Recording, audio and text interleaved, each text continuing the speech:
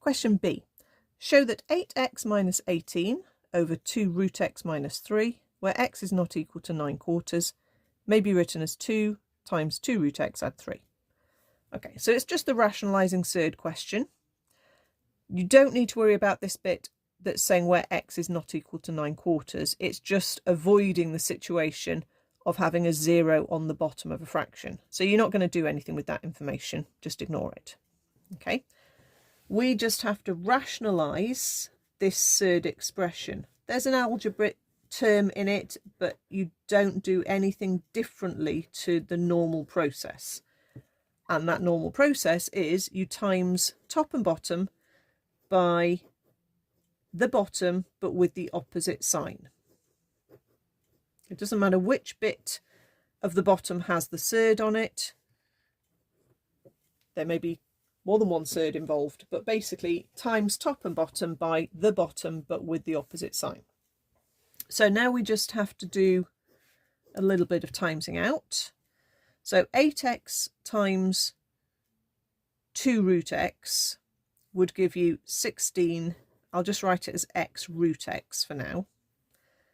Then we've got an 8x times a plus 3, which is a plus 24x.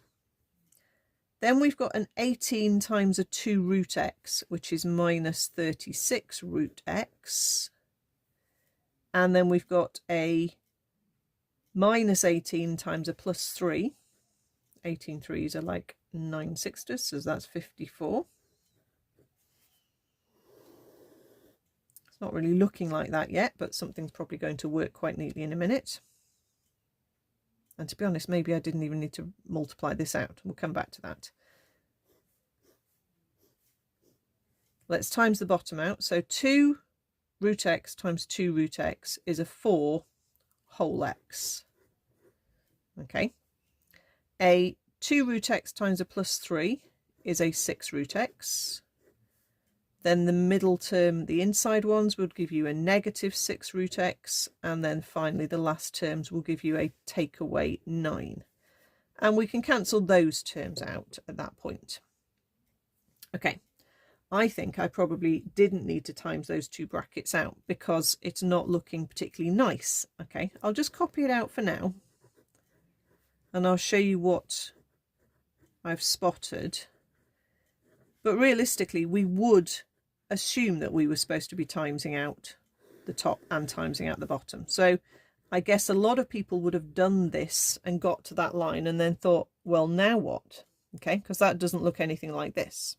Okay, so let's go back and put the top back into the two brackets. Okay, so I'm just going to come back to this line. I'm obviously looking at that horrible long line we've got on the top. We wouldn't be able to spot the two brackets, but we know where they are because that's where we started. So let's just go back to the two brackets instead of the timesed out version, because can you see what is possible now? Oh, sorry, I've got a wrong sign there. Can you see what is possible now? I had a minus, I just wrote it as a plus. We've got an 8x minus 18 and we've got a 4x minus 9. Okay, and we can cancel out a factor of that in a minute. And because that then gives us the 2 root x plus 3, which is in the answer. Okay, so that was the clue that we didn't actually need to times that back out.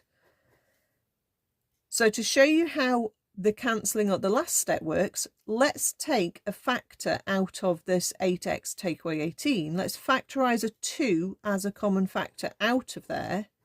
If we bring a 2 out of the bracket, we'd have a 4x minus 9 inside the bracket. And then this second bracket is exactly the same. And then we've got a 4x minus 9 on the bottom. So the whole of the bottom is 4x minus 9. And we've got this factor of 4x minus 9 here, which can then just cancel. So I didn't actually need to times out. Okay, I actually needed it in its factorised form, but I didn't realise that at the time. Okay, so all I've got left now is a 2 times a 2 root x plus 3, which is exactly what we were supposed to get.